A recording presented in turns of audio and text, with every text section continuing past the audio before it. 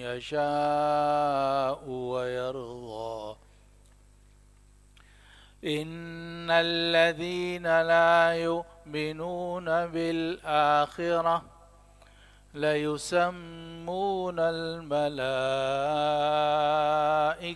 تسمية الأنثى وما لهم به من علم إن يتبعون إلا الظن وإن الظن لا يغني من الحق شيئا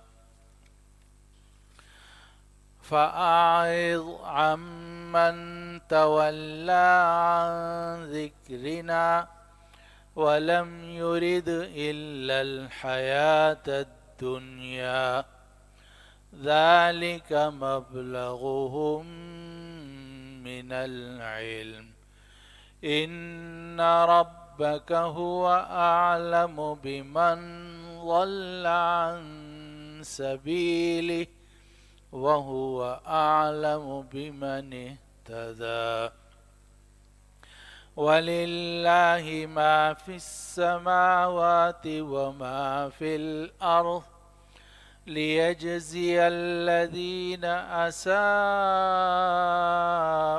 بما عملوا ويجزي الذين أحسنوا بالحسنى الذين يجتنبون كبائر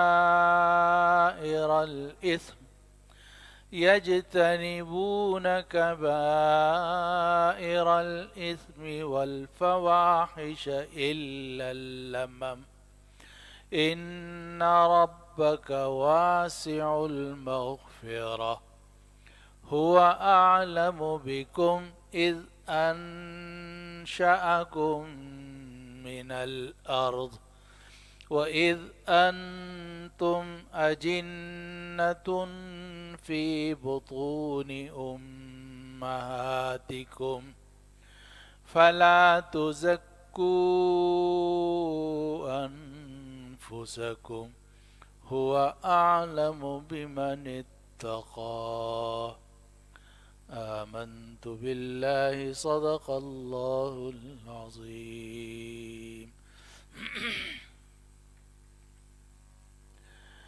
اور آسمانوں میں کتنے فرشتے ہیں جن کی سفارش کچھ فائدہ نہیں پہنچاتی مگر یہ کہ اللہ جس کے لیے چاہے اجازت دے اور اس سفارش پر راضی بھی ہو.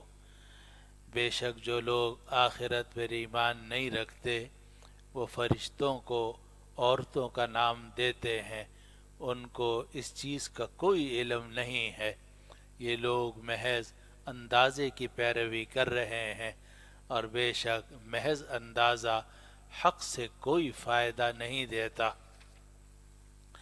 اے نبی آپ اعراض کیجئے ان لوگوں سے جو منہ موڑ لیں ہمارے اس ذکر سے. اے نبی آپ اعراض کیجئے ہر اس آدمی سے جو ہمارے ذکر سے منہ موڑ لے اور جس کا دنیا کی زندگی کے علاوہ کوئی ارادہ نہ ہو، یہی ان کا مبلغ علمی ہے. اور بے شک آپ کا پروردگار خوب جانتا ہے کہ کون اس کے راستے سے بھٹک گیا، اور وہ خوب جانتا ہے کہ کون ہدایت یافتہ ہے. اور جو کچھ آسمانوں میں ہے اور جو کچھ زمینوں میں ہے سب اللہ کے لیے ہے، تاکہ اللہ برائی کرنے والوں کو ان کے اعمال کا بدلہ دے اور اچھا کام کرنے والوں کو اچھائی کا بدلہ دے. یہ وہ لوگ ہیں جو بڑے بڑے گناہوں سے بچتے رہتے ہیں اور بے حیائی کے کاموں سے بچتے ہیں، ہاں مگر کچھ آلودگی. بے شک آپ کا پروردگار بہت مغفرت والا ہے، وہ تم لوگوں کو خوب جانتا ہے جب اس نے تمہیں زمین سے پیدا کیا اور اس وقت بھی جب تم اپنی ماؤں کے پیٹ کے اندر جنین کی شکل میں تھے تو تم اپنی پاکیزگیاں مت بیان کرو، وہ خوب جانتا ہے کہ کون متقی ہے۔ یہ ان آیات مبارکہ کا ترجمہ اور مفہوم جو ابھی آپ کے سامنے تلاوت کی گئیں، اور یہ سورۃ النجم کی آیت نمبر 26 سے لے کر آیت نمبر 32 تک کی آیات ہیں جو آج کی مجلس میں تلاوت کی گئی ہیں۔ سورۃ النجم کی آیت 26 سے 32 تک، بلکہ معاف کیجئے، 26 سے 32 تک۔ ان میں سے جو پہلی آیت ہے اس میں اللہ سبحانہ و تعالی نے یہ بات ارشاد فرمائی کہ اے مشرکین مکہ اور اے اس زمانے کے کافرو، تم کبھی لات کی پوجا کرتے ہو، کبھی عزا کی اور کبھی منات الثالثۃ الاخری کی، تو یہ تم نے بت بنائے ہوئے ہیں، اپنے ہاتھوں سے ان کو بناتے ہو، ان کی پرستش کرتے ہو اور یہ سمجھتے ہو کہ یہ ہمارے اور اللہ کے درمیان واسطہ ہیں، اور ان بتوں کو اللہ نے اپنے اختیارات دے رکھے ہیں، تو تم اللہ سے مانگنے کے بجائے ان بتوں سے مانگتے ہو۔ حالانکہ یہ بت جو ہیں یہ تو بے جان ہیں، پتھر کے بنے ہوئے ہیں، نہ سنتے ہیں نہ تمہاری کچھ مدد کر سکتے ہیں۔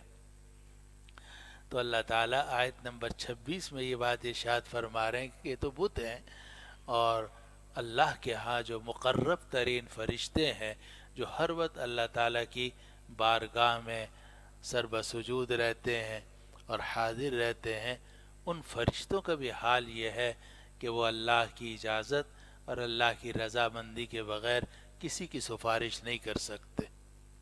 جو مقرب فرشتے ہیں، حضرت جبریل علیہ السلام، حضرت میکائیل علیہ السلام، حضرت اسرائیل علیہ السلام، حضرت اسرافیل علیہ السلام اور دوسرے مقرب فرشتے ہیں، وہ بھی اللہ کی رضامندی اور اللہ کی اجازت کے بغیر کسی کی کوئی مدد نہیں کر سکتے، کسی کی کوئی سفارش نہیں کر سکتے۔ جب ان مقرب فرشتوں کا یہ حال ہے کہ وہ اللہ کی اجازت کے بغیر نہ کوئی سفارش کر سکتے ہیں نہ کچھ مدد کر سکتے ہیں، تو جن پتھروں کے بت کو تم نے اپنے ہاتھ سے بنایا ہوا ہے وہ تمہاری اللہ کے ہاں کیسے مدد کریں گے؟ تو فرمایا وَكَم مِّن مَلَكٍ فِي السَّمَاوَاتِ، اور آسمانوں میں کتنے فرشتے ہیں، لَا تُغْنِي شَفَاعَتُهُمْ شَيْئًا، کہ جن کی سفارش کوئی فائدہ نہیں پہنچا سکتی۔ اور یہ جو فرمایا کتنے فرشتے ہیں، اشارہ کر دیا کہ فرشتے تو بہت ہیں، لیکن اس میں بھی بعض فرشتے بڑے مقرب ہیں بارگاہ خداوندی میں، ان کا بھی حال یہ ہے کہ وہ اللہ کی اجازت اور اس کی رضامندی کے بغیر کوئی مدد، کوئی سفارش یا کسی کی کوئی مدد نہیں کر سکتے۔ کتنے فرشتے ہیں آسمانوں کے اندر کہ جن کی سفارش کسی چیز کا فائدہ نہیں پہنچا سکتی، الا من بعد ان یأذن اللہ لمن یشاء ویرضی، مگر اس کے بعد کہ اللہ ان فرشتوں میں سے جس کے لیے چاہے اجازت دے دے اور جس کے لیے چاہے راضی ہو۔ یعنی جب تک اللہ کی مشیت اور اللہ تعالیٰ کی رضا متعلق نہ ہو، اس وقت تک کوئی فرشتہ بھی کسی کی مدد نہیں کر سکتا۔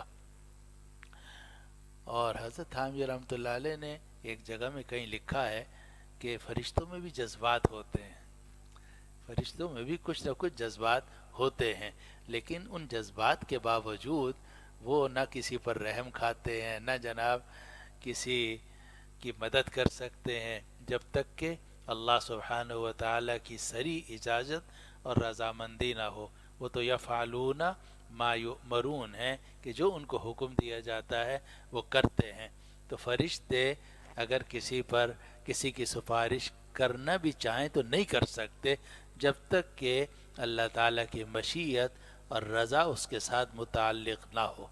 تو فرمایا آسمانوں کے اندر کتنے فرشتے ہیں کہ جن کی سفارش کچھ فائدہ نہیں دے سکتی، ہاں مگر اس کے بعد کہ اللہ جس کے لیے چاہے اجازت دے دے اور جس کے لیے اور راضی ہو جائے۔ حضرت تھانوی رحمۃ اللہ نے لکھا کہ بعض اوقات آدمی مخلوقات میں بعض اوقات آدمی اجازت دیتا ہے مگر راضی نہیں ہوتا. جیسے بچے پیچھے پڑ جاتے ہیں، ابا جی کر دو کر دو، ابا جی نے کہا چلو کر دو، اجازت دے دی مگر راضی نہیں ہوتے. اللہ تعالیٰ کے ہاں ایسی بھی کوئی صورت نہیں ہے کہ فرشتے جو ہیں وہ اللہ سے کوئی کام کروا سکیں جب تک کہ اللہ تعالیٰ کی مشیت نہ ہو. صرف اجازت ہی نہیں، رضا بھی ضروری ہے اللہ تعالیٰ کی. ویسے بھی اصل جو چیز ہے وہ اللہ تعالیٰ کی رضامندی ہی ہے. تو فرمایا کہ ہاں مگر اس کے بعد کہ اللہ جس کے لیے چاہے اجازت دے دے اور اس پر راضی ہو. آگے آیت نمبر 27 میں اللہ سبحانہ و تعالی نے یہ بات ارشاد فرمائی کہ یہ لوگ بھی عجیب ہیں، مشرکین مکہ کافر، اور ان کی عقلوں پر پردہ پڑا ہوا ہے. جو انہوں نے بت بنائے ہیں وہ بھی اکثر عورتوں کے نام پر ہیں. لات ہے، عزا ہے، منات ہے، اور دولت کی دیوی ہے، نفرت کی دیوی ہے، مصیبت کی دیوی ہے. عورتوں کو اپنا معبود بنا رکھا ہے. اور یہ جو مشرکین اور کافر ہیں ان کا ایک دوسرا معاملہ یہ ہے کہ یہ لوگ کہتے ہیں کہ ملائکہ بنات اللہ ہیں، کہ جتنے بھی فرشتے ہیں یہ اللہ کی بیٹیاں ہیں. تو یہ بات پیچھے بھی گزری کہ الکم الذکر ولہ الانثی، کہ کیا بات ہے کہ تم اپنے لیے تو لڑکے چاہتے ہو کہ ہمارے ہاں لڑکے ہوں، اور اللہ کے لیے تم نے لڑکیاں پسند کی ہوئی ہیں. کہ جو بت بنائے ہیں اپنے ہاتھوں سے ان کے بھی زنانے نام رکھے ہوئے ہیں، اور عورتوں کو بھی تم زنانے ناموں سے یاد کرتے ہو.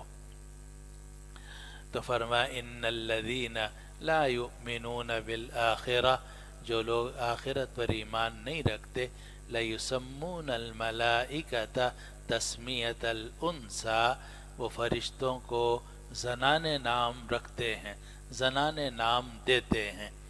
حضرت شیخ الہند نے اس کا ترجمہ کیا، وہ نام رکھتے ہیں فرشتوں کے زنانے نام. اور حضرت مولانا مفتی محمد تقی عثمانی صاحب دامت برکاتہم حفظہم اللہ تعالی نے ترجمہ کیا کہ جو لوگ آخرت پر ایمان نہیں رکھتے وہ فرشتوں کو زنانے ناموں سے یاد کرتے ہیں. تو فرمایا ان الذین لا یؤمنون بالآخرہ، جو لوگ آخرت پر ایمان نہیں رکھتے، لیسمون الملائکۃ تسمیۃ الانثی، وہ فرشتوں کو کے زنانے نام رکھتے ہیں، یعنی زنانے ناموں سے انہیں یاد رکھتے ہیں کہ یہ ملائکہ اللہ کی بیٹیاں ہیں. آگے قرآن کہتا ہے وما لہم بہ من علم، انہیں اس کا کچھ علم نہیں. وما لہم بہ من علم، ان کے لیے اس کا کوئی علم نہیں ہے. ان یتبعون الا الظن، یہ لوگ نہیں پیروی کر رہے مگر محض گمان کی، خیال کی، اٹکل پچو، وہم و گمان.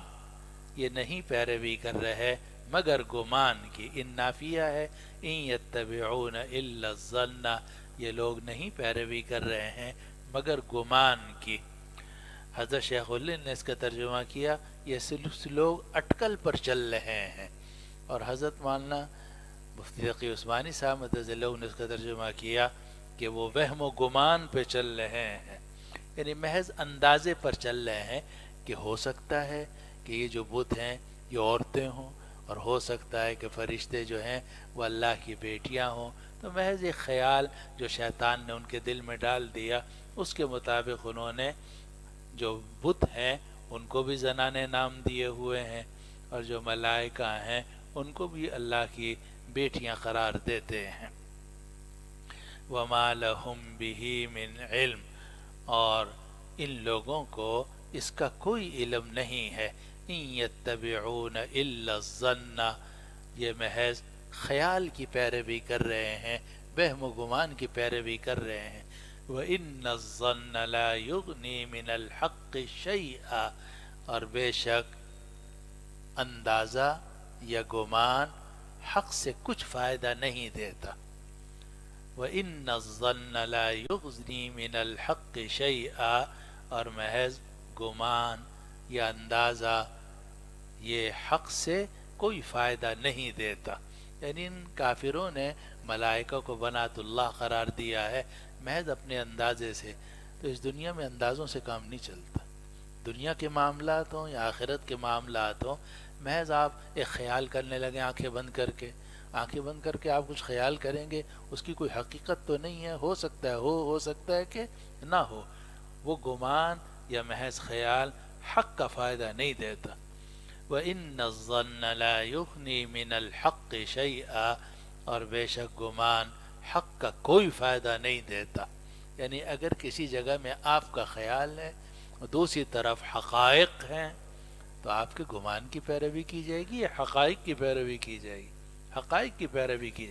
آپ آنکھیں بند کر کے سمجھیں کہ چاروں طرف تاریکی ہے، رات ہو گئی ہے، ٹھیک ہے، جب آپ آنکھیں بند کریں گے آپ کو تو تاریکی ہی نظر آئے گی، مگر یہ گمان ہے، یہ حق کا فائدہ نہیں دیتا۔ جب آپ آنکھیں کھولو گے تو پتہ چلے گا کہ نہیں، ابھی عصر کا وقت ہے، سورج نکلا ہوا ہے، روشنی پھیلی ہوئی ہے۔ تو وَإِنَّ الظَّنَّ لَا يُغْنِي مِنَ الْحَقِّ شَيْئًا، اور بے شک خیال حق کا کوئی فائدہ نہیں دیتا، یعنی حق تک نہیں پہنچاتا۔ وَإِنَّ الظَّنَّ لَا يُغْنِي مِنَ الْحَقِّ شَيْئًا، اور بے شک گمان حق کا کوئی فائدہ نہیں دیتا۔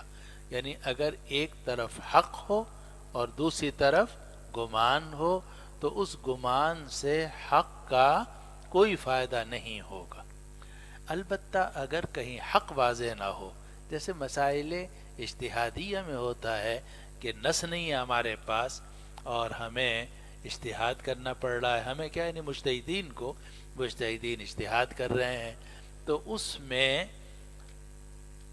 محض گمان سے تو کام نہیں چلتا، لیکن اگر دلائل شرعیہ کی روشنی میں قیاس صحیح کیا جائے اور قیاس صحیح کی ساری شرائط پائی جائیں، قیاس فاسد سے بچا جائے اور اس کے نتیجے میں ظن غالب پیدا ہو جائے تو اس ظن غالب پر عمل کرنا واجب ہو جاتا ہے۔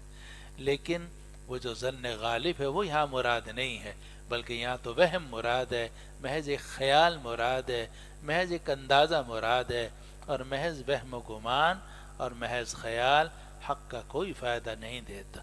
وَإِنَّ الظَّنَّ لَا يُغْنِي مِنَ الْحَقِّ شَيْئًا، اور بے شک گمان حق کا کوئی فائدہ نہیں دیتا، خیال حق کا کوئی فائدہ نہیں دیتا۔ آگے آیت نمبر 29 میں اللہ سبحانہ و تعالی نے یہ بات ارشاد فرمائی کہ اے نبی، یہ جو لوگ آپ سے منہ موڑتے ہیں اور آپ پھر بھی کوشش کرتے رہتے ہیں کہ کسی طرح یہ ایمان لے آئیں اور اپنی جان کو ان کے اوپر کھپاتے ہیں اور رنج کرتے ہیں، دکھ اٹھاتے ہیں، اتنی تکلیف برداشت نہ کیجیے۔ ٹھیک ہے، آپ تبلیغ کیجیے، آپ تبلیغ کریں، لیکن ایسی تبلیغ کہ جس سے خود آپ کو تکلیف ہونے لگے، آپ کو نقصان پہنچنے لگے، ایسی تبلیغ کے آپ مکلف نہیں ہیں۔ اسی لیے قرآن مجید میں دو جگہ میں فرمایا گیا، ایک جگہ میں فرمایا گیا لَعَلَّكَ بَاخِعٌ نَفْسَكَ أَلَّا يَكُونُوا مُؤْمِنِينَ، شاید کہ آپ اپنے آپ کو ہلاک ہی کر لیں گے ان لوگوں کے ایمان نہ لانے کی وجہ سے۔ مطلب یہ کہ اگر یہ لوگ ایمان نہیں لا رہے، آپ اپنے آپ کو ہلاک نہ کیجیے۔ اور ایک اور جگہ میں لَعَلَّكَ بَاخِعٌ نَفْسَكَ عَلَىٰ آثَارِهِمْ إِن لَّمْ يُؤْمِنُوا بِهَٰذَا الْحَدِيثِ أَسَفًا، اگر یہ لوگ اس قرآن مجید پر ایمان نہیں لا رہے تو کیا آپ افسوس کر کر کے اپنے آپ ہی کو ہلاک کر لیں گے؟ مطلب کہ اپنے آپ کو ہلاک نہ کیجیے۔ معلوم ہوا کہ تبلیغ ہے، دعوت ہے، سمجھانا ہے، نصیحت ہے، آدمی کو ساری زندگی یہی کام کرنا ہے، نصیحت تبلیغ کا کام کرنا ہے، لیکن اس شرط کے ساتھ کہ اپنے آپ کو دینی نقصان نہ ہو اور دنیاوی بھی نقصان ایسا نہ ہو کہ جو دین کے لیے اور باقی کاموں کے لیے مضر ہو جائے۔ تو فرمایا کہ یہاں یہ فرمایا کہ فَأَعْرِضْ عَمَّنْ تَوَلَّى عَنْ ذِكْرِنَا، اے نبی آپ اعراض کیجئے اس شخص سے جس نے ہمارے ذکر سے منہ موڑ لیا ہے۔ جو شخص قرآن نہیں سننا چاہتا اور منہ پھیر کے جا رہا ہے، آپ اس کے پیچھے نہ جائیے۔ فَأَعْرِضْ عَمَّنْ تَوَلَّى عَنْ ذِكْرِنَا، آپ اعراض کیجئے اس آدمی سے جو ہمارے ذکر سے منہ پھیر کے جا رہا ہے، وَلَمْ يُرِدْ إِلَّا الْحَيَاةَ الدُّنْيَا، اور جس کا دنیا کی زندگی کے علاوہ کوئی ارادہ نہیں ہے. وَلَمْ يُرِدْ إِلَّا الْحَيَاةَ الدُّنْيَا، اور وہ دنیا کی زندگی کے علاوہ کسی چیز کا ارادہ نہیں کر رہا. کیا مطلب؟ کہ جو آدمی قرآن سننا نہیں چاہتا اور دنیا میں جانوروں کی طرح رہنا چاہتا ہے، اور یہ چاہتا ہے کہ بس پیٹ بھرتا رہے، کپڑے اچھے ملتے رہیں، شہوت پوری ہوتی رہے اور مزے کی زندگی گزاروں، اس کو نہ قبر کا خیال ہے نہ آخرت کا خیال ہے، تو ایسے آدمی کو نصیحت کوئی فائدہ نہیں دیتی. جب نصیحت فائدہ نہیں دیتی اور وہ آپ کی اس نصیحت کو سننا بھی نہیں چاہتا، پھر آپ بھی اس کے پیچھے نہ پڑیے، آپ اعراض کر لیجیے. فَأَعْرِضْ عَمَّنْ تَوَلَّى عَنْ ذِكْرِنَا، تو آپ اعراض کر لیجئے، یعنی منہ موڑ لیجئے. عَمَّنْ تَوَلَّى عَنْ ذِكْرِنَا، ہر اس شخص سے جس نے ہمارے ذکر سے اعراض کیا، ہمارے ذکر سے منہ موڑا. وَلَمْ يُرِدْ إِلَّا الْحَيَاةَ الدُّنْيَا، اور جس نے نہیں ارادہ کیا مگر صرف دنیا کی زندگی کا. اب یہ جو کافر ہیں، ان کا نظریہ یہ ہوتا ہے کہ بس دنیا اچھی ہونی چاہیے. وہ فارسی کا ایک مصرع مشہور ہے، بابر بعیش کوش کے عالم دوبارہ نیست، کہ شاعر کہتا ہے بابر خوب عیش کر لو کہ زندگی دوبارہ تو ملے نہیں، تو جو مزہ کرنا ہے خوب مزے اڑا لو. یہ کافرانہ نظریہ ہے. لیکن جو حقیقت پر مبنی نظریہ ہے وہ یہ ہے کہ ہم اپنی مرضی سے یہاں پیدا نہیں ہوئے، اللہ تعالیٰ نے ہمیں بھیجا ہے. اللہ تعالیٰ نے ہمیں آرام سے زندگی گزارنے کا اختیار بھی دیا ہے کہ کھاؤ پیو، ہنسو بولو، مکان بناؤ، شادی کرو، بچوں کا حق ادا کرو، لیکن اپنی قبر کو یاد رکھو. اور یاد رکھو کہ تمہیں یہاں سے آگے جانا ہے، قبر میں جانا ہے، پھر دوبارہ تمہیں پیدا ہونا ہے، اور دنیا میں جتنے بھی تم نے اچھے یا برے کام کیے ہیں ان سب کا تمہیں حساب دینا ہے. تو جو آدمی آخرت پر ایمان رکھتا ہے وہ تو آپ کی نصیحت سن سکتا ہے اور اسے آپ کی نصیحت کا فائدہ ہوگا. لیکن جس کا ارادہ صرف دنیا کی زندگی کا ہے اور وہ دنیا ہی کی زندگی کو اپنا مقصود اصلی سمجھتا ہے، اس کو تبلیغ کرنے کا یا اس کے پیچھے پڑنے کا کوئی فائدہ نہیں ہے. فرمایا فَأَعْرِضْ عَمَّنْ تَوَلَّى عَنْ ذِكْرِنَا، تو آپ اعراض کیجئے ہر اس شخص سے جس نے ہمارے ذکر سے منہ موڑ لیا. وَلَمْ يُرِدْ إِلَّا الْحَيَاةَ الدُّنْيَا، اور اس نے نہیں ارادہ کیا مگر دنیا کی زندگی کا. ذَلِكَ مَبْلَغُهُمْ مِنَ الْعِلْمِ، بس یہی ان کے علم کی پہنچ ہے، یہی ان کے علم کا مبلغ ہے، یہی ان کا مبلغ علمی ہے. مبلغ کہتے ہیں انتہا. آج کل بھی جناب جب رقم لکھی جاتی ہے تو آپ لکھتے ہیں کہ مبلغ 25,000 روپے، 25,525 روپے، اتنے پیسے. تو مبلغ کا مطلب یہ ہوتا ہے کہ بس اس سے زیادہ نہیں ہوگا. مبلغ، اس کو مبلغ بھی لوگ پڑھتے ہیں، تو مبلغ کا مطلب ہے کہ بس یہاں تک پہنچے گا، اس سے آگے نہیں ہے.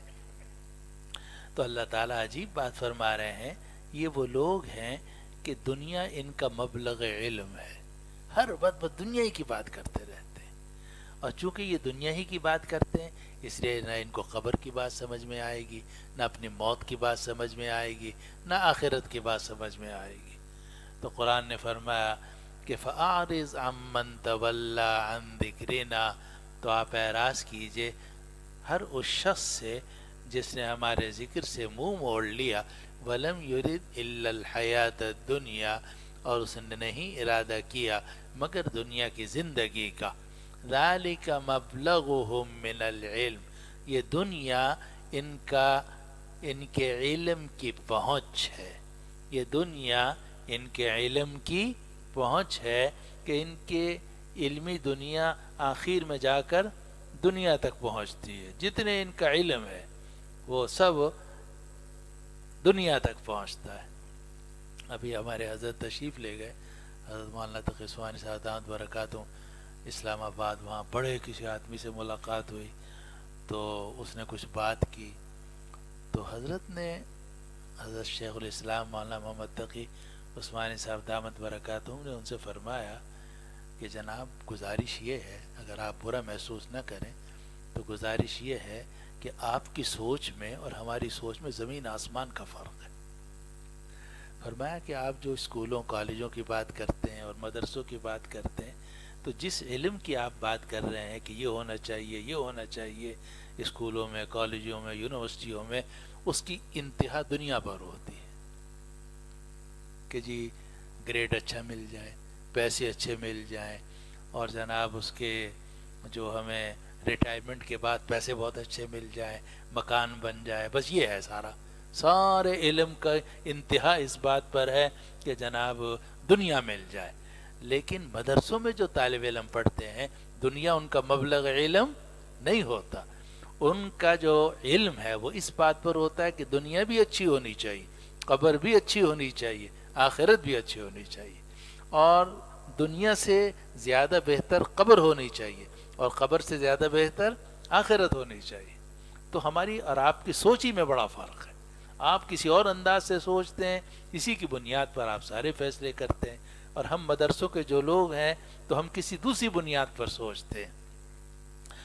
تو یہ جو ذہنیت ہے کہ آدمی ہر چیز کے اندر دنیا کو اپنے سامنے رکھے، یہ بڑی خراب سوچ ہے، اور اللہ تعالیٰ معاف فرمائے۔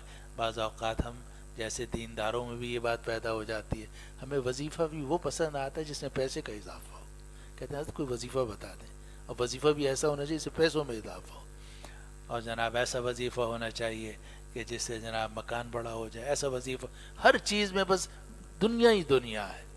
ارے بھائی دنیا کے علاوہ یہ بھی تو سوچو، ایسا وظیفہ ہونا چاہیے جس سے قبر اچھی ہو، ایسا وظیفہ ہونا چاہیے جس سے آخرت اچھی ہو۔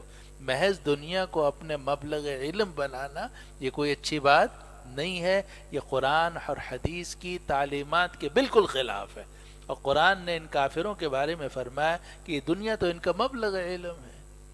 اسی لیے ہمارے بزرگ یہ بھی پسند نہیں کرتے کہ عبادات اور نیکی کے کاموں کے دنیاوی فوائد بہت زیادہ بیان کیے جائیں، کہ نماز اس لیے پڑھو کہ ورزش ہو جائے گی، نماز اس لیے پڑھو کہ جناب سارے جوڑ صحیح کام کرنے لگیں گے، اور روزہ اس لیے تاکہ ڈائٹنگ ہوگی، اور زکوٰۃ اس لیے دو تاکہ جو غربا فقراء ہیں ان کا یہ سب چیزیں اگرچہ نماز سے، روزے سے، زکوٰۃ سے حاصل ہوتی ہیں، کہ جی حج اس لیے ہونے چاہیے کہ عالمی کانفرنس ایک طرح کی ہو جائے، مگر یہ دنیاوی فائدے ہیں، یہ مقصود اصلی نہیں ہے۔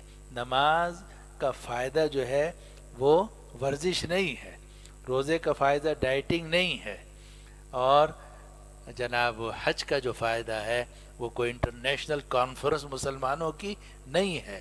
ان سب چیزوں کا جو مقصود اصلی ہے وہ ہے آخرت، اللہ تعالیٰ کی رضا، اللہ تعالیٰ کے احکام پر عمل کرنا، تاکہ آگے آخرت درست ہو۔ اور اتنی بات طے شدہ ہے کہ جب آخرت درست ہوگی اور اللہ تعالیٰ کے احکام پر عمل کیا جائے گا تو نماز، روزے، زکوٰۃ، حج اور نیکیوں کے جتنے فوائد دنیاوی آپ بتا رہے ہو وہ بھی ضرور ملیں گے انسان کو، وہ بھی ضرور ملیں گے۔ نماز کے سارے دنیاوی فائدے ملیں گے، روزے کے بھی دنیاوی فائدے ملیں گے، لیکن ان دنیاوی فائدوں کو اپنا مبلغ علم نہیں بنانا چاہیے کہ آدمی کا علم جو ہے وہ سارے دنیاوی فائدوں پہ جا کے ختم ہو جائے۔ اس لیے ہمارے بزرگ یہ پسند نہیں کرتے کہ آدمی ممبر پر بیٹھ کر بس دنیاوی فائدے بیان کرتا رہے، کسی عبادت کا یہ دنیاوی فائدہ ہے، یہ دنیاوی فائدہ ہے۔ تو آج کل کے جو ماڈرن لوگ ہیں وہ بڑے خوش ہوتے ہیں کہ جی بڑی اچھی تقریر کی ہے، اس سے ہماری جناب ورزش ہو جائے گی، اور یوں ہو جائے گا، اور یوں ہو جائے گا۔ تو حالانکہ نماز، روزہ، زکوٰۃ، حج، عبادات جو ہیں ان کا جو اصل مقصد ہے وہ اللہ تعالیٰ کے احکام کی اطاعت ہے، اس کی رضامندی ہے، اپنی آخرت کو درست کرنا ہے، اور یہ دنیاوی فائدے جو ہیں یہ ہیں مگر ثانوی حیثیت رکھتے ہیں۔ کافر جو ہیں وہ دنیا کو اپنا مقصود بناتے ہیں، اور مومن جو ہے وہ آخرت کو اپنا مقصود بناتا ہے۔ علماء نے بعض صوفیہ نے فرمایا کہ اس کی مثال ایسی ہے جیسے آدمی اور سایہ، یہ کافر جو ہے سائے کے پیچھے بھاگتے ہیں، اور مسلمان جو ہے وہ سائے کے پیچھے نہیں بھاگتا، اصل چیز کے پیچھے بھاگتا ہے۔ اصل چیز کو آپ پکڑ لو گے سایہ قابو میں آ جائے گا، اور سائے کو پکڑ لو گے تو وہ قابو میں نہیں آئے گا، کوئی چیز آگے جائے گی سایہ بھی اس کے ساتھ ساتھ آگے چلا جائے گا۔ تو آخرت کو اپنے قابو میں کر لو تو دنیا اس کے مثل اس کے لیے سائے کی طرح ہے، دنیا تو خود بخود آ جاتی ہے۔ اللہ تعالیٰ دنیا کی راحتیں بھی مسلمانوں کو خوب عطا فرماتے ہیں۔ بہرحال دنیا کو اپنا مقصود اصلی بنانا یہ بڑی خطرناک عادت ہے، اور یہ کافروں کا طریقہ کار ہے۔ اس کو قرآن کہتا ہے کہ وَلَمْ يُرِدْ إِلَّا الْحَيَاةَ الدُّنْيَا، وہ شخص جس نے ہمارے ذکر سے منہ موڑا ہے اور دنیا کی زندگی کے علاوہ کسی چیز کا اس کا کوئی ارادہ نہیں ہے، تو آپ اس کے پیچھے مت جائیے، اس سے اعراض کیجئے۔ ذَلِكَ مَبْلَغُهُم مِّنَ الْعِلْمِ، یہ دنیا جو ہے ان کا مبلغ علم ہے، ان کے علم کی پہنچ بس یہ دنیا ہے۔ آگے اللہ تعالیٰ فرماتے ہیں ان ربک هو اعلم بمن ضل عن سبیلہ، بے شک تیرا پروردگار زیادہ جانتا ہے کہ کون اس کے راستے سے بھٹک گیا، وہو اعلم بمن اہتدی، اور وہ خوب جانتا ہے کہ کون ہدایت یافتہ ہے۔ پروردگار خوب جانتا ہے کہ کون اس کے راستے سے بھٹک گیا، اور وہ خوب جاننے والا ہے اس شخص کو جو ہدایت یافتہ ہو۔ آگے فرمایا وَلِلَّهِ مَا فِي السَّمَاوَاتِ وَمَا فِي الْأَرْضِ، جو کچھ آسمانوں میں ہے اور جو کچھ زمینوں میں ہے سب اللہ کے لیے ہے۔ وَلِلَّهِ مَا فِي السَّمَاوَاتِ وَمَا فِي الْأَرْضِ، اور اللہ ہی کے لیے ہے جو کچھ آسمانوں میں ہے اور جو کچھ زمینوں میں ہے تو سب اللہ کا، لیکن اللہ نے زمین کی ساری چیزیں ہمارے لیے پیدا کی۔ یہ بھی عجیب بات ہے، آسمان بھی اللہ کے، زمین بھی اللہ کی، مگر زمینوں کی چیزیں جتنی پیدا کی گئیں وہ کس کے لیے؟ ہمارے لیے۔ چنانچہ قرآن مجید میں فرمایا گیا وَخَلَقَ لَكُم مَّا فِي الْأَرْضِ جَمِيعًا، زمین کی ساری چیزیں ہم نے تمہارے لیے پیدا کی۔ یہ جتنی آپ کو چیزیں دنیا میں نظر آ رہی ہیں یہ ہمارے لیے ہیں۔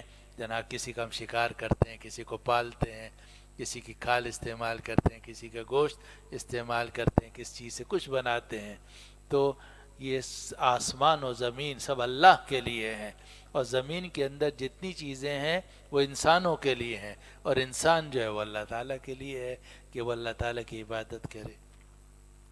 وَلِلَّهِ مَا فِي السَّمَاوَاتِ وَمَا فِي الْأَرْضِ، اور اللہ ہی کے لیے ہے جو کچھ آسمانوں میں ہے اور جو کچھ زمینوں میں ہے۔ لِيَجْزِيَ الَّذِينَ أَسَاءُوا بِمَا عَمِلُوا، تاکہ اللہ بدلہ دے ان لوگوں کو جنہوں نے برے کام کیے ان کے اعمال کا۔ دنیا میں اللہ نے لوگوں کو بھیجا ہے تاکہ یہ دیکھیں کہ کون اچھا کام کرتا ہے کون برا کام کرتا ہے، تو جو برے کام کرے گا اللہ اس کو برائی کا بدلہ دے گا، اور جو اچھے کام کرے گا اس کو اچھائی کا بدلہ دے گا۔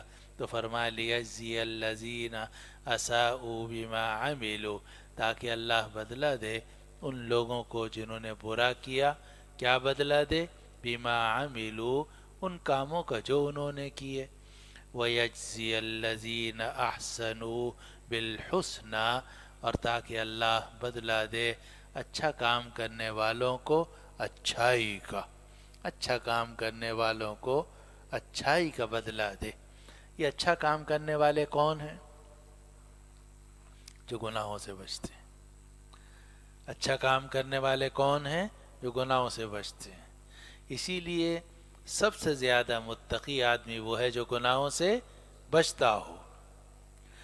اور آپ جانتے ہیں ان اکرمکم عند اللہ اتقاکم، تم میں سب سے زیادہ عزت والا اللہ کے ہاں وہ ہے جو متقی ہو۔ جو جتنا بڑا متقی ہوگا اللہ کے ہاں اس کی اتنی ہی عزت ہے، لیکن عزت متقی کی ہے جو اللہ سے ڈرنے والا ہے، نہ کہ بہت زیادہ عبادت کرنے والے کی۔ اصل جو چیز ہے وہ ہے تقوی، یعنی گناہوں سے بچنا۔ یہاں بھی اللہ تعالیٰ نے فرمایا کہ اللہ تعالیٰ بدلہ دے گا اچھے لوگوں کو اچھائی کا، اور یہ اچھے لوگ وہ ہیں الذین یجتنبون کبائر الاثم والفواحش الا اللمم، جو بچتے رہتے ہیں بڑے بڑے گناہوں سے اور فحش باتوں سے، الا اللمم، ہاں مگر تھوڑی بہت آلودگی۔ اللہ تعالیٰ بڑے غفور رحیم ہیں، اور اللہ تعالیٰ کا کلام بھی عجیب ہے۔ تو اللہ تعالیٰ نے یہ بات ارشاد فرمائی کہ جو اچھا کام کرنے والے ہیں اللہ تعالیٰ انہیں اچھائی کا بدلہ دیں گے۔ اب وہ اچھا کام کرنے والے کون ہیں؟ جو بڑے بڑے گناہوں سے بچتے رہتے ہیں، بڑی بڑی فحاشی سے بچتے رہتے ہیں، ہاں مگر تھوڑی سی بھول چوک ہو جائے اللہ تعالیٰ اسے معاف کر دے گا۔ فرمایا کہ الذین یجتنبون کبائر الاثم، یہ وہ لوگ ہیں کہ جو بچتے رہتے ہیں بڑے بڑے گناہوں سے، والفواحش، اور فحش باتوں سے، الا اللمم، ہاں مگر کچھ آلودگی۔ حضرت شیخ الہند نے لمم کا ترجمہ کیا آلودگی کے ساتھ، اور حضرت مولانا تقی عثمانی صاحب دامت برکاتہ نے فیصلہ کیا پھسل جانے کے ساتھ، اور حضرت تھانوی رحمۃ اللہ علیہ نے اس کا ترجمہ کیا ہلکے ہلکے گناہ۔ لیکن لما یلمو اور علما بالمکان کا مطلب ہوتا ہے تھوڑی دیر کسی جگہ پر ٹھہر کر آگے چلے جانا، یہ ہے لمم، کہ جناب کبھی کبھار غلطی ہو گئی تو اللہ تعالیٰ اس غلطی کو معاف فرمانے والے ہیں۔ پھر لمم کی کئی تفسیریں کی گئیں۔ لمم کی ایک تفسیر تو یہ کی گئی کہ وہ گناہ، بڑے بڑے گناہ جو حالت کفر میں انہوں نے کیے تھے، مگر اسلام لائے تو ان گناہوں سے توبہ کر لی۔ جب توبہ کر لی تو وہ جتنے پچھلے گناہ تھے وہ لمم بن گئے،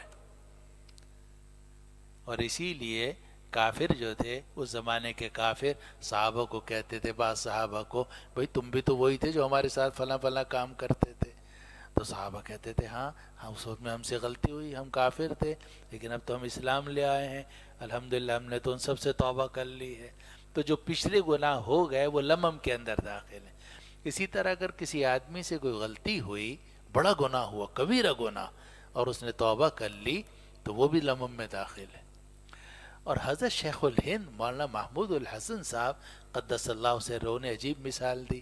فرمایا کہ اگر بڑے گناہ کا ارادہ بھی کر لیا، بڑے گناہ کے لیے چل بھی پڑا، بڑے گناہ کی کوشش بھی کر لی، لیکن بڑا گناہ کیا نہیں، رک گیا اللہ کے خوف سے، تو جو پیچھے کی جتنی چیزیں ہیں وہ لمم ہیں۔ اور فرمایا اس کی مثال ایسی ہے کہ جیسے کوئی چور اپنے گھر سے نکلا اور کہا بھئی مسجد جاتا ہوں، مسجد میں فلاں صندوقچی رکھی ہے، اسے توڑ کے پیسے نکالوں گا، یا پنکھے لگے ہوئے ہیں وہ اتار لوں گا۔ شیخ الہند نے یہ تفسیر عثمانی میں مثال دی۔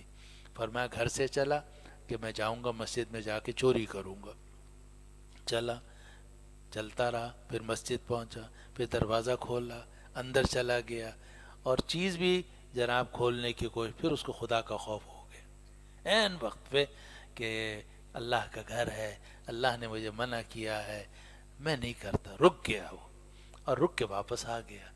تو حضرت شیخ الہند رحمۃ اللہ نے فرمایا کہ جتنی شروع کی چیزیں تھیں وہ فی نفسی ہی مباح تھیں، مگر وہ ذریعہ بن رہی تھیں کبیرہ گناہ کا، اس لیے ناجائز تھیں۔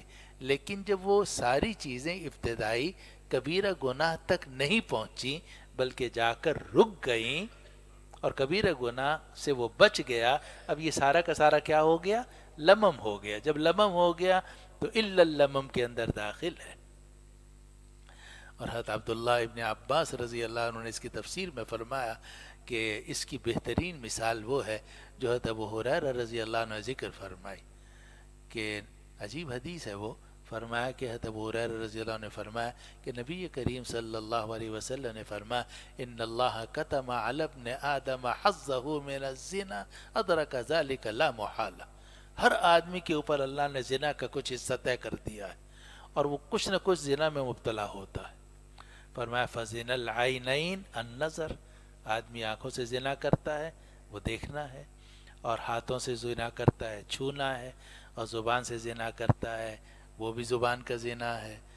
اور لیکن فرمایا کہ والفرج یصدق ذلك ویکذبہ، اور شرمگاہ جو ہے وہ ان سب گناہوں کی یا تصدیق کر دیتی ہے یا تکذیب کر دیتی ہے. یعنی جب بڑے گناہ سے آدمی بچ جاتا ہے تو یہ جو لمم ہیں ان کے بارے میں امید یہ ہے کہ اللہ تعالیٰ اسے معاف فرما دیں گے. اس کو قرآن فرماتا ہے الذین یجتنبون کبائر الاثم والفواحش، یہ وہ لوگ ہیں جو بڑے بڑے گناہوں سے بچتے ہیں اور فحش باتوں سے بچتے ہیں. الا اللمم، مگر کچھ آلودگی یا پھسل جانا یا ہلکے ہلکے گناہ. آلودگی ترجمہ ہے شیخ الہند کا، اور پھسل جانا ترجمہ ہے حضرت مولانا تقی عثمانی صاحب کا، اور ہلکے ہلکے گناہ ترجمہ ہے حضرت تھانوی رحمۃ اللہ علیہ کا. مگر سب کا مفہوم یہ ہے کہ بڑا گناہ نہیں کیا، بڑے گناہ کی کوشش تو کی، تیاری تو کی، مگر عین وقت پہ اللہ نے اس بڑے گناہ سے اس کو بچا لیا، اور پھر اس نے ان سب چیزوں سے توبہ بھی کر لی کہ مجھ سے بڑی غلطی ہوئی کہ میں نے اقدام کیا، بڑی غلطی ہوئی کہ میں گھر سے چلا، بڑی غلطی ہوئی کہ مسجد کا دروازہ میں نے کھولا، جا کے توبہ کر لی، 2 رکعت نماز توبہ پڑھ لی. تو یہ لمم ہے، یہ لمم ہے، اور یہ داخل ہے اللہ کے اندر. تو فرمایا کہ الذین یجتنبون کبائر الاثم، اچھے لوگ وہ ہیں اچھائی کرنے والے کہ جو بڑے بڑے گناہوں سے بچتے ہیں، اور والفواحش، اور فحش باتوں سے بچتے ہیں. الا اللمم، مگر کبھی کبھار یا تھوڑا سا. ان ربک واسع المغفرہ. اور اسی لمم پر ایک وہ روایت میں بھی آتا ہے کہ نبی کریم صلی اللہ علیہ وسلم نے فرمایا ان تغفر اللہم تغفر جما وای عبد لک لا الم. اے اللہ اگر آپ مغفرت کریں تو بڑے بڑے گناہوں کی آپ مغفرت کر سکتے ہیں. وای عبد لک لا الم، اور اے اللہ تیرا کون سا بندہ ایسا ہے جس سے بھول چوک نہیں ہوتی، جس سے چھوٹا موٹا گناہ نہیں ہوتا. اور یہ ایک آدمی تھا، حدیث شریف میں بخاری میں وہ روایت ہے، ایک آدمی سے کچھ غلطی ہو گئی اس طرح شہوت والی، غلط ہاتھ لگا دیا. پھر وہ نبی کریم صلی اللہ علیہ وسلم کی خدمت میں آیا اور عرض کیا کہ یا رسول اللہ مجھ سے غلطی ہوئی ہے، آپ میرے اوپر حد جاری فرمائیے. نبی کریم صلی اللہ علیہ وسلم خاموش ہو گئے، آپ نے کچھ نہیں فرمایا. پھر جب نماز پڑھی تو اس نے پھر عرض کیا، آپ نے فرمایا کہ ان الحسنات یذہبن السیئات ذالک ذکریٰ للذاکرین. تو وہ جو گناہ معاف ہوا وہ ہوا توبہ کی وجہ سے. وہ گھر سے چلا توبہ کر کے، میں نبی کریم صلی اللہ علیہ وسلم کے پاس پہنچا توبہ کر کے، پھر اپنے آپ کو پیش کیا توبہ کر کے کہ یا اللہ جو سزا آپ دینا چاہیں دے دیں. اب جب ایسی سچی توبہ ہو گئی تو گناہ تو ویسے ہی معاف ہو گیا تھا، پھر جب نیکی بھی کر لی تو جو کچھ گناہ کا تھوڑا بہت اثر تھا وہ بھی ختم ہو گیا. تو فرمایا ان الحسنات یذہبن السیئات ذالک ذکریٰ للذاکرین. تو فرمایا ان تغفر اللہم تغفر جما، اے اللہ اگر آپ مغفرت کریں تو بڑی مغفرت کر سکتے ہیں. وَأَيُّ عَبْدٍ لَكَ لَا أَلَمَّ، اور اللہ تیرا کون سا بندہ ایسا ہے جس سے بھول چوک نہ ہوتی ہو، چھوٹے موٹے گناہ نہ ہوتے ہوں. ہم سبھی گناہ گار ہیں. أَيُّ عَبْدٍ لَكَ لَا أَلَمَّ. تو قرآن کہتا ہے الذین یجتنبون کبائر الاثم، یہ وہ لوگ ہیں کہ جو بڑے بڑے گناہوں سے بچتے ہیں، والفواحش، اور فحش کاموں سے بچتے ہیں، الا اللمم، مگر کبھی کبھار یا تھوڑی سی آلودگی. ان ربک واسع المغفرہ، بے شک تیرا پروردگار بڑی مغفرت والا ہے، کشادہ مغفرت والا ہے. آدمی سچے دل سے توبہ کر لے اسی وقت گناہ معاف ہو جاتا ہے. توبہ کی گناہ معاف ہو گیا، پھر توبہ، پھر گناہ کیا، پھر توبہ کی، پھر معاف ہوا، پھر جناب گناہ کیا، پھر توبہ کی، پھر معاف ہوا. اسی لیے کہا جاتا ہے کہ گناہ ہوتا رہے توبہ کرتے رہو، توبہ نہ چھوڑو. یہ ضروری ہے، کیونکہ اگر توبہ کرنی چھوڑ دی تو اس کا مطلب ہے کہ اصرار ہو گیا گناہ کے اوپر، اور گناہ صغیرہ پر اصرار جو ہے وہ پہنچا دیتا ہے کبیرہ تک. اور اصرار علی الصغیرہ یہ کبیرہ گناہ ہوتا ہے، پھر بچنا مشکل ہے۔ اس لیے مسلسل توبہ کا اہتمام کرنا چاہیے، چھوٹی موٹی غلطیاں انسان سے ہوتی رہتی ہیں، توبہ کرتا رہے۔ ان ربک واسع المغفرہ، بے شک آپ کا پروردگار کشادہ مغفرت والا ہے، اس کی مغفرت بہت پھیلی ہوئی ہے۔ هو اعلم بکم اذ انشأکم من الارض واذ انتم اجنة فی بطون امہاتکم فلا تزکوا انفسکم هو اعلم بمن اتقى۔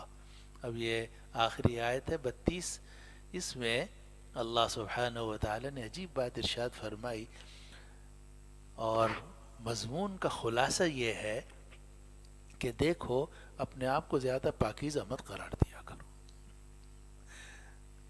اصل جو بات ارشاد فرمائی جا رہی ہے وہ ہے فلا تزکوا انفسکم، اپنے آپ کو، اپنے آپ کا تزکیہ مت کیا کرو، اپنے آپ کو پاکیزہ قرار مت دیا کرو۔ اللہ تمہیں خوب جانتا ہے کہ تم اندر سے کیسے ہو اور باہر سے کیسے ہو۔ اللہ اس وقت بھی جانتا تھا جب اللہ نے تمہیں زمین سے پیدا کیا ہے، اور اللہ تمہیں اس وقت بھی جانتا تھا جب تم ماں کے پیٹ کے اندر تھے کہ تم کیا کرو گے، کیا تمہاری کیفیت ہے، کیا تمہاری عادتیں ہوں گی اور کیا کیا تمہاری حرکتیں ہوں گی، سب اللہ کو معلوم ہے۔ اس کو فرمایا هو اعلم بکم اذ انشأکم من الارض، وہ زیادہ جاننے والا ہے تمہیں جب اس نے تمہیں زمین سے پیدا کیا۔ اب زمین سے پیدا کرنے کا ایک مطلب تو یہ ہے کہ ہمارے جد امجد جو تھے حضرت آدم علیہ السلام، ان کو مٹی سے پیدا کیا گیا، جیسے قرآن مجید میں ہے خلقہ من تراب ثم قال له کن فیکون، خلق الانسان من صلصال کالفخار وغیرہ۔ اور دوسرا یہ ہے کہ ہم سب کو بھی مٹی سے پیدا کیا گیا، اس لیے کہ یہ جو کچھ ہمیں آپ کو نظر آ رہا ہے، چھوٹا سا بچہ پھر اور بڑا ہوا، یہ سب غذاؤں سے ہوتا ہے، اور جتنی غذائیں ہیں وہ ساری اصل میں کیا ہیں؟ مٹی ہیں، چاہے جانور ہو، چاہے دودھ ہو، چاہے پھل ہو، چاہے اناج ہو، چاہے گوشت ہو، یہ سب مٹی ہے، اور پھر مٹی میں مل کے مٹی ہو جاتا ہے۔ تو قرآن کہتا ہے کہ هو اعلم بکم اذ انشأکم من الارض، وہ تمہیں خوب جاننے والا ہے جب اس نے تمہیں زمین سے نکالا۔ وَإِذْ أَنْتُمْ أَجِنَّةٌ فِي بُطُونِ أُمَّهَاتِكُمْ، اور وہ تمہیں خوب جاننے والا ہے جب تم اپنی ماؤں کے پیٹ کے اندر جنین تھے۔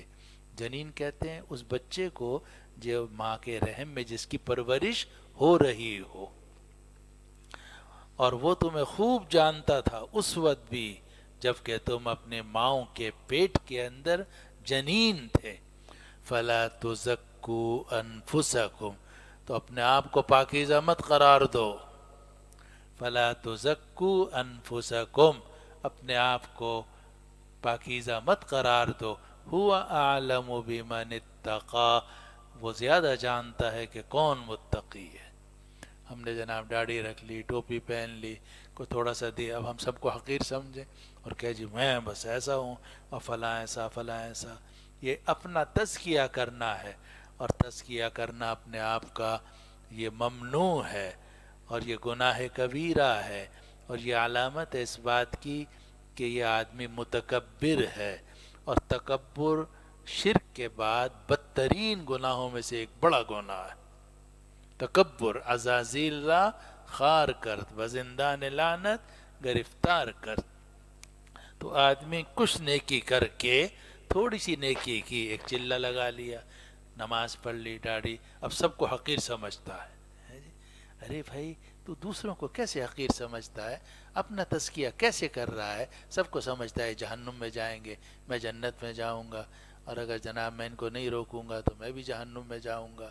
تو یہ طے کرنا کہ میں جنتی ہوں، یہ سب جہنمی ہیں، پھر یہ طے کرنا کہ میں نہیں ان کو منع کروں گا تو میں بھی، سب بنا الفاسد علی الفاسد ہے۔ پہلے اپنے آپ کو جنتی طے کیا، پھر دوسروں کو جہنمی طے کیا، پھر یہ طے کیا کہ ان کے جنت میں نہ جانے کی وجہ سے میں بھی جنت میں نہیں جاؤں گا۔ ایک مصیبت کھڑی کر دی۔ یہ اپنا تزکیہ ہے، اپنے آپ کو نیک قرار دینا ہے، اپنے آپ کو پاکیزہ قرار دینا ہے، اور اپنے آپ کو پاکیزہ قرار دینا یہ بہت بڑی غلطی ہے۔ حضرت تھانوی رحمۃ اللہ علیہ کے نے ایک صاحب کو بڑے پیارے انداز سے ذکر کیا، فرمایا وہ آدمی تو نیک ہے، فرمایا کہ آدمی تو وہ نیک ہے مگر ان کے اندر بڑی خرابی یہ ہے کہ اپنے آپ کو نیک سمجھتے ہیں فرمایا وہ آدمی نیک ہے مگر ان کے اندر بڑی خرابی یہ ہے کہ اپنے آپ کو نیک سمجھتے ہیں، حالانکہ کوئی بھی انسان 100% نیک نہیں ہوتا، اس کے اندر لمم ضرور ہوتا ہے مولانا، ہر آدمی کے اندر لمم ضرور ہوتا ہے، اس لمم کی بنا پر اپنے آپ کو نیک سمجھنا، اپنا تزکیہ کرنا، یہ گناہ کبیرہ ہے اور یہ علامت ہے تکبر کی جو خود بڑا گناہ ہے۔ اس کو قرآن کہتا ہے هو اعلم بکم اذ انشأکم من الارض، وہ تمہیں خوب جاننے والا ہے جب اس نے تمہیں زمین سے پیدا کیا، وَإِذْ أَنْتُمْ أَجِنَّةٌ فِي بُطُونِ أُمَّهَاتِكُمْ، اور اس وقت بھی جب تم اپنی ماؤں کے پیٹ کے اندر پلتے ہوئے جنین تھے، پلتے ہوئے بچے تھے، فَلَا تُزَكُّوا أَنفُسَكُمْ، تو اپنا تزکیہ مت کرو، اپنے آپ کو پاک قرار مت دو، هُوَ أَعْلَمُ بِمَنِ اتَّقَى، وہ زیادہ جانتا ہے کہ کون متقی ہے۔ اب ہم سب بیٹھے ہوئے ہیں، ہم میں سے کون زیادہ متقی ہے؟ اس کا فیصلہ نہ تو ٹوپی کی اونچائی سے ہو سکتا ہے، نہ داڑھی کی لمبائی سے ہو سکتا ہے، نہ کرتے کی لمبائی سے ہو سکتا ہے، نہ آستینوں سے اس کا فیصلہ ہو سکتا ہے، نہ واسکٹ سے اس کا فیصلہ ہو سکتا ہے، کیونکہ تقوی جو ہے نہ واسکٹ کا نام ہے، نہ ٹوپی کا نام ہے، نہ امامے کا نام ہے، تقوی نام ہے گناہوں سے بچنے کا اور دل سے اللہ سے ڈرنے کا۔ کس کے دل میں خدا کا خوف زیادہ ہے یہ کیسے پتہ چلے گا؟ کچھ نہیں کہہ سکتے کہ ہم میں سے کون زیادہ متقی ہے۔ ہو سکتا ہے کہ ایک وہ آدمی جس کو دیکھنے میں ہم زیادہ متقی نہ سمجھ رہے ہوں، اس کے دل میں اللہ کا خوف ہم سے زیادہ ہو، وہ ہے متقی، ہم متقی نہیں ہیں اس کے مقابلے میں۔ اس لیے قرآن کہتا ہے اپنے آپ کو متقی قرار مت دو، اپنے آپ کو پاکیزہ قرار مت دو، فلا تزکوا انفسکم، اپنے آپ کو پاکیزہ قرار مت دو، هو اعلم بمن اتقى، وہ زیادہ جانتا ہے کہ کون متقی ہے۔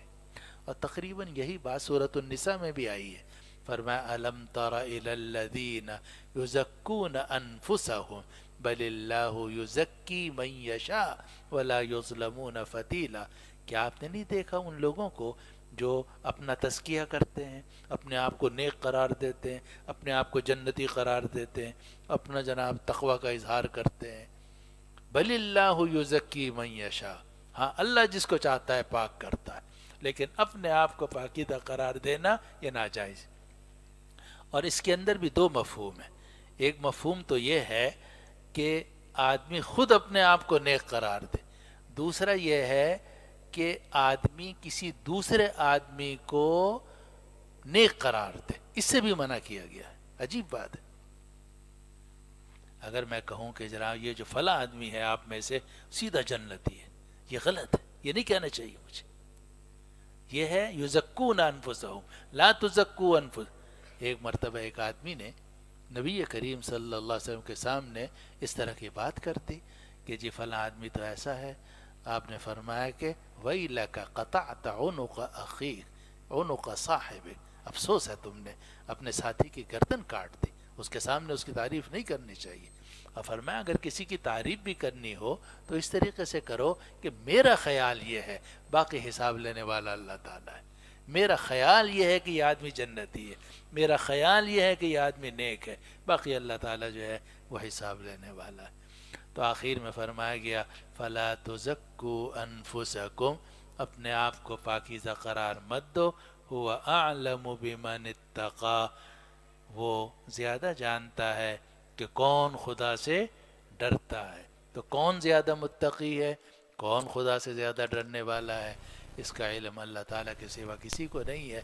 انہ علیم بذات الصدور، سینوں کی باتوں کو جاننے والا صرف اللہ ہے۔ وآخر دعوانا ان الحمد للہ رب العالمین، وصلی اللہ وسلم وبارک علی حبیبنا وسیدنا وشفیعنا ومولانا محمد وعلی آلہ واصحابہ اجمعین برحمتک یا ارحم الراحمین۔ اللہ تعالیٰ شفاء کاملہ عاجلہ نصیب فرمائے۔